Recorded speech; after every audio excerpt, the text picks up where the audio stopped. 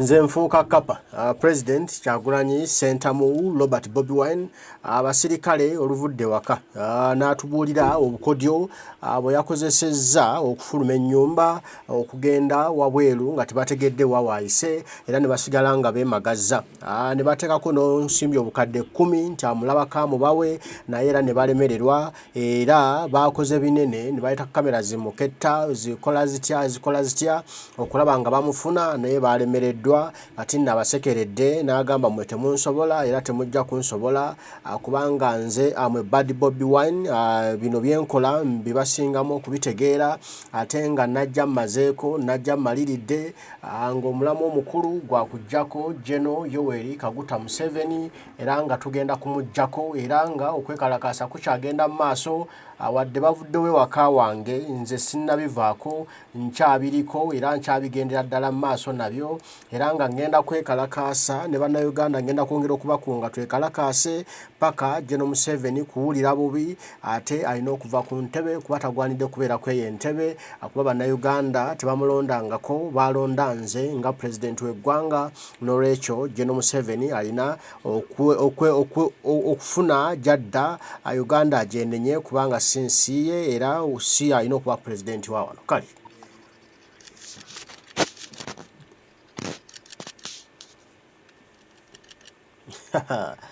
Kapa waffe kati miau miau kati miau miau mitembo ofuze Museveni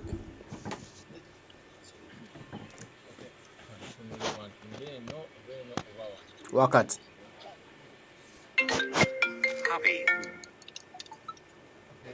Thank you very much, ladies and gentlemen, for paying me a visit. I'm glad there was nobody to stop you. I am back in my residence. Like I said, that if the military and police leaves my home, I will come back. I will only come back after they get to my house. I'm glad I'm back and I'm safe. At least they failed to get me.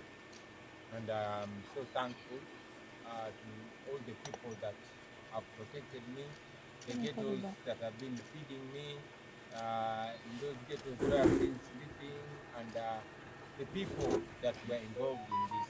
Now you realize that it's not our abilities alone, but the connection with the population. When you are together with the population, when the population feels your pain and embraces the struggle, they will protect you. You will always also remember that in the 80s when Geno Museveni was fighting the then government, because he was fighting because he had the right cause, people stood with him. So we thank the people that stood with us. We are finally here.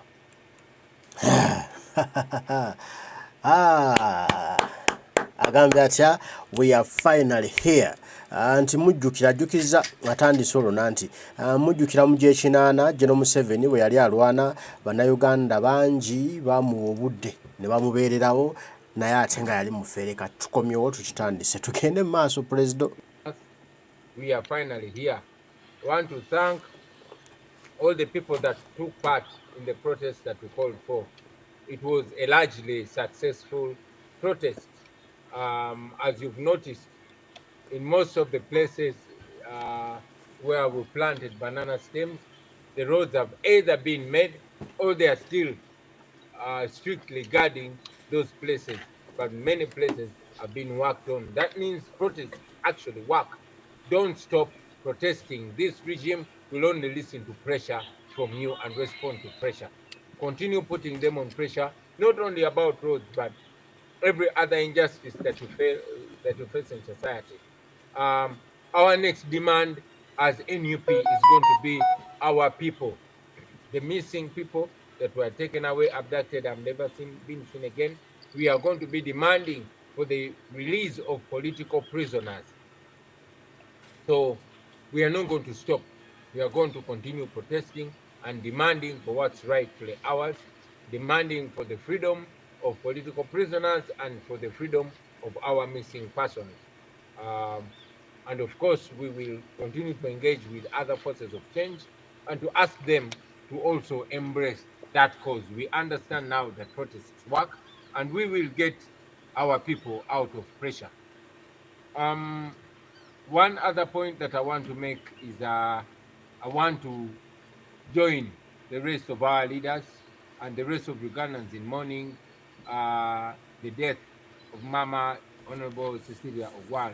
As you notice, we were not able to join the mourners, but now that we have our temporary freedom, we'll also be joining other mourners in celebrating the life of the Honorable Cecilia Ogwal. The little time I was with her in the Parliament, she was a source of good counsel. She was a mother. She was a source of great advice, and we shall miss her as a nation. We can only try to move in her footsteps. We send condolences and heartfelt compassion to her family. Uganda, nsanyusa obbalaba bannange, nkomyewo era nga bwe nabagamba nti abasirikale ne poliisi banaava maka gange nga nkomawo. Nkomyewo ndi musanyufu nti twasobodde okubeewala ne batatukwata. Bansalako wano nga bwe mwalaba, ne Nabatolokako mu Robert Dog style, era mbadde mpitanga mu bantu nga ndi mu bantu ba bulijjo. Njagala okwebaza ne ssekwebaza abantu bonna abatukuumye mu ggeto gye tubadde nga tulya, ababadde nga batusuza mu bitundu ebyenjawulo, bantu ba bulijjo ababadde nga batambuza mu bodaboda zaabwe, mu takisi zaabwe, n'abadde nga batuwa amagezi oba advice. Kino kyongedde okutulaga nti struggle eno si yaffe ffekka, naye Uganda ali mu struggle. Every oppressed Ugandan is in this struggle. Buli muntu ali mu struggle, era osobola okukola ky'osobola okukola. Bw'oba sigwa ali ku frontline, osobola okusupportinga abo bali ku frontline. Mukirabye nti tubadde tusobola okuyita ku bapoliisi n'abasirikale naye nga abantu ba bulijjo be baba tuyisaako. Mujjukira Museveni bwe yali alwanyisa Obote mu myaka gy'ekinaana, abantu be bamukuumanga kubanga kye yali alwanirira abantu baali bakikiririzaamu, abantu bamukwekanga. Naffe abantu batukweka, ate n'abalala abali mu mmwe nabo batukweka kubanga nabo banyigirizibwa. Protest yaffe ya succeedinze, okwekalakasa kwaffe kwakoze bulungi nnyo. Munajjukira nti buli kitundu kitwekalakasa ne tusimbamu ebitooke, ebisinga obungi babikoze nga bali ku pressure, ate ebiraabwe batanabakola bakuumawo na mundu. Kitegeeza nti nabo bajja kukolawo, era mbasaba yonna gye muli temulekerawo ekyo kyabadde nga kyakulabirako. Buli we munyigirizibwa muba mulina obutali bumativu, mwekalakaase mu ddembe, mwekalakaase mu ngeri yonna gye musobola. Mulabye enguudo bazikoze, era bwe munagenda maaso nga mwekalakaasa nga buli awali ekinnya musimbawo ekitooke, bajja kukolawo kubanga tebalina capacity ekuumawo olubeerera. Buli bavawo nga musimbawo ekitooke, bajja kukoowa bajje bakolewo. Ekyo nakyo kiggwe kuba twagala just kutereeza nsi yaffe. Okwekalakaasa ffe ng'aba NUP kyetugenda okuddako okudimandinga, kyetugenda okuddamu okubanja be bantu baffe abaawambibwa. Tubabanja, twagala abantu baffe omuli John Bosco Kibalama, Kanata Muhammad Damulira n'abalala tubaagala, era tugenda kunga bannayuganda okwekalakaasa mu ngeri yonna esoboka okutuddiza abantu baffe. Tugenda n'okwekalakaasa olw'abantu baffe abali mu makomera, aba political prisoners, ba Olivia Lutaya, ba Machete, bakalanzi n'abalala abatalina musango. Museveni ali mukuta badifayira, abakwata abaana, ababbi ba ssente z'omusolo, naye abantu baffe abatalina musango babasibye. Tetugenda kulekerawo okwekalakaasa. Batusomesa nti omuntu yenna bw'agezaako okukulemesa okuba n'eddembe lyo, ekikola ky'olina okukola eky'obuzira kwe kumulaga nti osobola okubeera nalyo lwampaka. Bolaba bwe bansibidde wano natoloseewo, mbalage nti neekalakaasa. Okutoloka kwange kyabadde kikolwa kya kwekalakaasa, okulabikanga mu kibuga kyabadde kikolwa kya kwekalakaasa, era tugenda mu maaso n'okwekalakaasa. Buli weenaafulumanga wano kijja kuba kikolwa kya kwekalakaasa. Tugendagenda maaso nga tulaga obutali bumativu kubanga tukikola mu ddembe. Tugenda maaso nga tubanja abantu baffe twagala tubafune, era tugenda bafuna. Nammwe bannayuganda tubakunga buli omu okusala amagezi gonna, era tugenda kwengezinga ne bannaffe aba forces of change abalala, naye omulamu ogwo nagwo tuguteeke ku mwanjo ogw'okubanja abantu baffe. Njagala nabo bapolisaayo mu busibe banategeezeddwa ne wa Dr. Besigye ne wa Lord Mayor abasirikale babaddeyo. Mpozi n'ensonga esembayo, njagala ogatta eddoboozi lyange ku bannayuganda bonna okubagiza famire n'abenju n'emikwano gya Honorable Cecilia Ogwal mama waffe akabanga ke nali naye mu paliamenti yali mukulembeze ow'okulabirako ng'alinga maama waffe ng'atulungamya bulungi nnyo tujjamu misinga omukama omwoyo gwe aguwummuzisa. Mwebale nnyo mwebalire ddala bassebo ne bannyabo. Okay, let's focus on the issue that been spoken. Okasebere ku issue zayogedde Naye kikosa ekibadde kinjokya nze sita wa Uganda nkola ne sita media Uganda ku social handles okwabaddeko ng'oweereza obubaka eri UN nze bwe mbaddeko olw'ensonga nti emikutu egimu egy'abo ba ambassadors abazze ku naamu naye gundi endala babadde bagamba nti bo bwe bazze mu Uganda balabye nga tewaliiwo human rights violation yonna yonna. kakati era ekyo nakyogeddeko kya buswavu nnyo. Abazungu abasinga bakozesa abadikiteta mu Africa olwa interest zaabwe era si kyanjawulo nga abakozesa Museveni ayagala nnyo okutunuulira ba opposition oba nobalibolinga nga ba western puppets, naye Museveni western puppet number 1. Twavumiridde nnyo ekya ssaabawandiisi wa UN okujja mu Uganda n'atayogera kunyigirizibwa kuli mu Uganda, n'atayogera ku kutyobola ddembe ly'abantu, n'asanga nga abakulembeze b'opposition tuli under house arrest mu bumenyi bw'amateeka n'atakyogerako. Naye ate n'okusingira ddala si ku Uganda yokka, wabula tulina crisis e Congo. Abafirika abasukka miliyoni 5 batiddwa e Congo naye ne kitayogerwako. So kyabadde ng'ekiraga nti ku ye obulamu bw'Abafirika si kikulu nnyo, ate nga tumanyi nti obulamu bonna bonna bwenkanankana. So twabategeezezza nti UN erina okudda ku mulamu ogwagiteekesaawo oba si ky'abantu bajja tandika okikubamu ebituli nga bwe bakubye ebituli mu mukago gwa non-aligned movement gwatandikirwa okuyambako abantu abali banyigirizibwa naddala Abafirika abali mu bufuzi obw'Abazungu, Abafirika mu South Africa abali banyigirizibwa mu apartheid, nga byebintu kati ebiri mu kugenda maaso. So non-aligned movement nayo yaluusinga oba yavaamu omwoyo gwayo gweyina okwenoonya oba si kijja kulekerawo okugoberwa n'okwebwa ekitiibwa. Kibuuze mu Luzungu oba osobola okkiza tuddire mu Luzungu. Kibuuze kankikutase. Thank you very much. Yeah, we criticized the Secretary General of the United Nations for coming to Uganda and not even mentioning the gross human rights violations that are ongoing in Uganda. He was in Uganda when the opposition leaders are under house arrest, including myself, was on the run from the military. He did not talk anything about the gross human rights violations and the abuse of democracy in Uganda. He did not even talk about the massacres and the mass killings in the Congo, where up to 5 million Africans have lost their lives. He did not talk about the plunder and dehumanization and humanitarian crisis that is ongoing in the Congo. That, to many of us, spoke to the hypocrisy of the UN. It spoke to the disregard of African lives. While other lives are being considered, African lives didn't seem to matter to him. He criticized him, called him out, and called on the UN, reminding them that the UN must stand for the values for which it was established, or else it will attract resistance and disdain and dislike and indignation from the oppressed people of the world. Yeah. I just wanted to know from you, you're talking about the protests, especially in terms of the bad roads, and you're still demanding that the members who were abducted by the security operatives to be released. For how long are you going to carry on with these protests, and how do you intend to carry them on?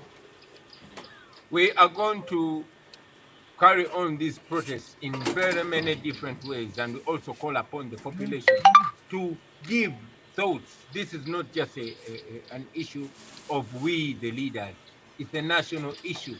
These roads, we started with the soft protests that are doable and which can give immediate results. And we realized that after that pressure, many of the roads where we planted banana stems were worked on. That is the kind of response we wanted. And we encourage people to continue that.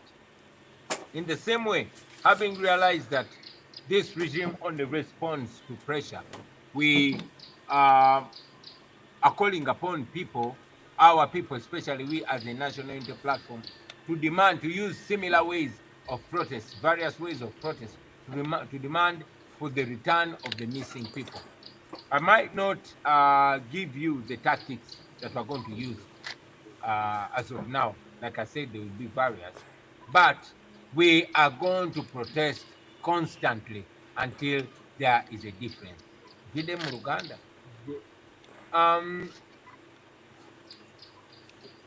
Ombuuza nti tugenda kwekalakasa mu ngeri ki era tunaakomawa. Mulabye nti gavumenti ng'eya Museveni ewuliriza pressure, ewuliriza kwekalakasa. Twayagadde tutandikire ku bintu ebitono ebiri achievable nga bw'omanyi bataddeyo fiya y'amaanyi mu bantu baffe n'abanyigirizibwa abamu batya okwekalakasa. Balala balowooza nti okwekalakasa kasuka bukasu mayinja nakwogana. Nedda, okwekalakasa kwe kulaga obutali bumativu. Oyinza n'okwekalakasa ng'osigadde bwo, oyinza n'okwekalakasa ng'otambula mu ngeri emu, oyinza n'okwekalakasa ng'oyimba. Kati okwekalakasa kuno kwe twayise okw'okusimba ebitooke mu kkubo kwalaze amakulu ate agataaluddewo kubanga bingi nnyo byabaddemu okwekalakasa gye basimbye ebitooke amakubo baagakoze. Gye batannaba kugakola lazima baataddewo abakuumi naye tebasobola kimaintaining era bajja kuba balina okugakola okwekalakasa okwo kutendere. Mu mbeera y'emu twagala okuteekawo pressure twekalakase mu ngeri ez'enjawulo era tuze tusaba ne bannayuganda bannaffe nabo batuwe ku birowoozo eby'engeri gye tuyinza okwekalakasaamu. Kwegamba kibeere nga kituuka ku buli muntu nga tubanja abantu baffe abawambibwa be tutamanyi komayitire n'abo abali mu makomera mu bukyamu. Tugenda kwekalakasa paka ddi? Tugenda kwekalakasa paka kuwulira bubi. Tugenda kwekalakasa paka nga waliwo enjawulo kuba tumanyi bano bawuliriza pressure. Tetugenda kulekeraawo. Mbagambyeko nti n'okutoloka kwange wano nako kabadde kabonero kakwekalakasa era n'okulabika kwange ne bannange mu bantu eyo ate nga gavumenti teyagala tulabike mu bantu era kabadde kabonero kakwekalakasa. So tugenda kwekalakasa mu buli ngeri yonna yonna. Lwaki twetaagisa kushowinga up mu bantu gye batasuubira yonna make sure nti turaising awareness ensonga y'abannaffe abawambibwa teba mu ddiiro teba ku mumwa paka nga famire zaabwe zimaze okubalabako.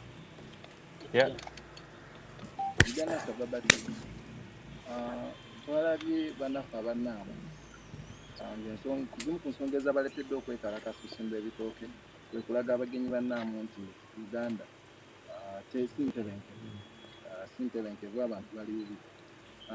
Pulezidenti Museveni bamuwadde ekisanja ky'okukulembera nnaamu ekiyita ne mu myaka gyabuzaayo ku bukulembeze bw'eggwanga nekiyingira mu myaka emirala gy'atannafuga oba gye batannamulonda. Kati nga ggwe awakanya obukulembeze bwa Yoweri Kaguta Museveni yeno pulezidenti w'eggwanga, njagala mpe ku ndowooza yo olaba kye baakoze kino balina kye balaba mu maaso oba bakikoze kulaga nti kuba bo bagambye bawa Museveni bawadde pulezidenti wa Uganda ate nga pulezidenti abuzaayo emyaka ebiri ye Museveni akyali. Okusooka okikutangaalizaamu tebawadde pulezidenti wa Uganda Museveni ne bwavaako omwezi ogujja kyetuluubirira twagala aveeko as soon as possible. Ne bwavaako omwezi ogujja oba omwaka ogujja pulezidenti wa Uganda abeerako yaba akulembera olukiiko lwa nnaamu. So tekiri ku Museveni ye ng'omuntu wabula oyo abeera mu ntebe ey'e Uganda. Naye era wadde ekyo nkigambye still tuwakanya Museveni kubanga tali mu ntebe mu butuufu. Tuvola twagala omumamulamu mu bbanga eritali lyawala nnyo. Okulaba nti twasimba ebitooke mu kiseera ekyo wabaddewo olukiiko lwa nnaamu kuba twabadde twagala okubikkula olutimbe Museveni ne gavumenti ye lwetaddewo. Ensonga lwaki bawambye abantu bakutte abantu ne babajja ku kkubo, ensonga lwaki bagaddewo bizinesi z'abantu n'ezifaanana obubi, ensonga lwaki abagenyi babayisizza mu makubo gamu gano ag'erinnya ne babasibire ne bagamba bannansi temutambulira mu gali amalungi mutambulire mu g'erinnya.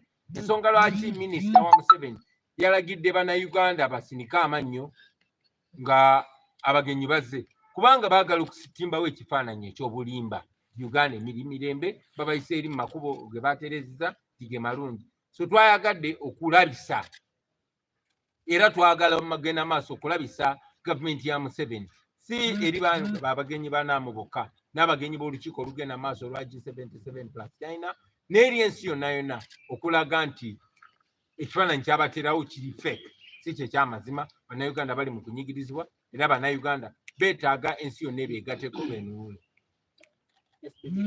Mwanje ndi wa BTS China. So mbuuza program yalangirirwa kutambula eggwanga nga mutalakaasa yatuukamu wakati awaka kekiddako program kyayimiridde nga bwe yali oba waliwo ekifo program tujja genda maaso n'okutambula mu bitundu by'eggwanga eby'enjawulo nga bwe mwalabye nti twagenze iganga kuba bannange abamu babadde bakwate so nesagala gendayo nzeka ate elira era twayongezaayo olw'okufiirwa kwa mama waffe Honorable Cecilia Ogwal tujja kuba tubategeeza programu zaffe ki ezigenda okuddako. Yes.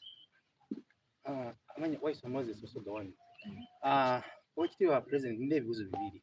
Ekibuuzo ekisooka omugenzi Cecilia Ogwal yavudde mu bulamu bw'ensi nga ggwe ng'omukulembeze wa NUP era waliko omubaka mu palamenti eyo kiki nga ggwe ng'omuntu kiki ky'ojjukira ku mugenzi oyo kubanga abadde ku side ya opposition.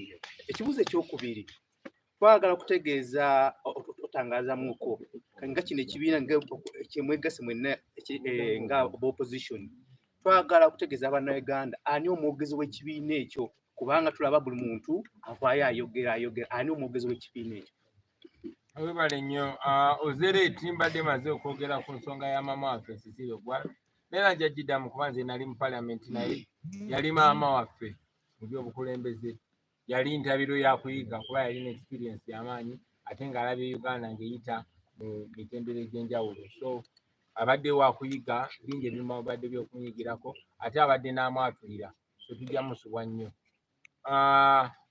Omugendo gwe tulimu ogwa United Forces of Change si kipya ojja kujjukira nti kubadda nga tukolinga for unity forces oba amaanyi ag'enjawulo agalwanya enkyukakyuka batuyita United Forces of Change tetuli kibiina era tetulina mwogezi gwe naawe bw'oba oli force of change tewetaaga kuba munnabyabufuzi oyinza okuba nga olina gurupu yo y'aba student oyinza okuba olina gurupu yo y'abakyala oyinza okuba olina gurupu yo y'abannaddiini naye nga mwagala enkyukakyuka naddala ey'emirembe nobeera part of the United Forces of Change naddala kasito twegattako so twagala okutambulira butambulizi wamu ffenna ngaffe buli ayogera kasita aba ayogera amazima abeera mwogezi wa nkyukakyuka kasita aba ayogera ekituufu abeera mwogezi wa nkyukakyuka. Mwebale nnyo mwebale ddala bassebo ne bannyabo Mukama bankumbi. Poliisi yavuddeyo n'egamba nti bali mu kukozesa obutambi bagenze bakwata abantu okuddamu okukwata abantu bonna abadde bakweta okusimba mukama wange bwe banakuyita ku CID ekibuli olwedde okugendayo abapoliisi tebeetaaga kwenoonya omanyi badde balimbalimba abantu kati bataddewo miliyoni 10 lwaki tebazimbe zuno neeresi bazimpe ekirala ekyogamba mbu okukiisatiisa abantu nti bagenze bakwata obutambi abantu abayise okusimba ebitooke tuli wano ndi wano nzi wano nze ne bannange twagambye abantu muveeyo mwekalakaase musimbe ebitooke tetunaba kimenyawo abantu kyabakunga beekalakaase lubalaba obutali mu mativu beekalakaase kubanga kiri mu mateeka kasita oba nga toli armed nga tolina muntu yenna gw'olumiza ddembe ly'okwekalakaasa tubalinza okutuwandiikira nga mutuvunaana okwekalakaasa tujja jjuwoza egyo emisango bulungi nnyo ate tuddemu twekalakaasa mu luzungu akokenyinako. Well, the police shouldn't intimidate people about footage of those people that were planting banana stems in the potholes. We are here, I am here, I am one of the leaders that called for that protest. And the protest is still on. We continue to encourage Ugandans to protest non-violently. This time we've encouraged them to plant plantain stems in potholes. First, it is helpful because it saves people from accidents when those stems will work as warnings. But also, you know, it creates awareness and it reminds the authorities of their duty of their job. So we are here. I am not hiding, and I'm not denying that I called for those protests together with other leaders. 10 million. The 10 million that you were Yeah, saying. we were informed that the police put 10 million for anybody that would show them where I was hiding. Now I've shown them. Can I have the 10 million? I'm even broke. Mr. President,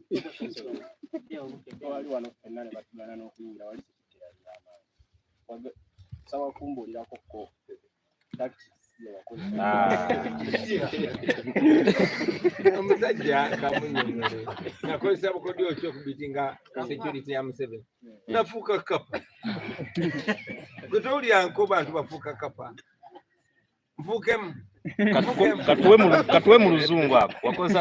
Which tactic did you use? Well, Sidir is asking how I was able to be security. As you must have heard people saying, I became a cat. So I'm sure you've heard that in the 80s, somebody used to become a cat and evaded security. So I also became a what?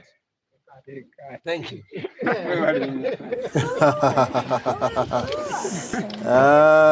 Yoyo President w'eggwanga Kyagulanyi Ssentamu Bobi Wine akugambye yafuuka Kapa bw'atyo n'ababulako baasigala batangalidde nga Kapa yeegenze nga yeesuuliddeyo ne ssente obukadde 10 abwagala ageye babumuwe babadde bataddewo kuba yeereese talina akasente bamuwe obukadde 10 alabe kyanaabukolamu yekubbeko enfuufu abeeweeyo.